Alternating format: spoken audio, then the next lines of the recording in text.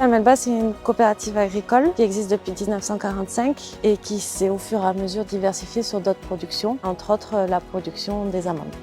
Bonjour, je suis Estelle Alarcon, la directrice des opérations de la coopérative La Melba. Et ici, nous sommes à Boule-Ternaire, sur notre siège social. On a beaucoup de producteurs qui sont engagés dans des démarches qualité. Aujourd'hui, ça réunit un peu plus d'une cinquantaine de producteurs actifs. L'amande, ce n'est pas notre premier produit en termes de volume. Par contre, c'est notre premier produit en termes de nombre de producteurs. On est très France, très peu d'export. C'est une fierté de se dire qu'aujourd'hui, on a une gamme qu'on peut présenter aux consommateurs directement. Ça commence au bout où il y a la machine qui vient récupérer les caisses. Les conditionneuses vont poser les plateaux ici, écarter ce qui n'est pas bon et remplir leurs plateaux au fur et à mesure. Ça glisse et on monte les palettes.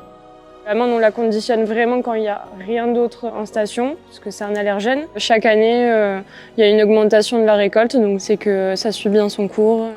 L'avantage de l'amande, c'est qu'en fait, sur la période estivale, elle demande beaucoup moins d'eau. Ça permet de laisser une disponibilité en eau pour les autres cultures autour. On est sur une agriculture qui est beaucoup moins intensive.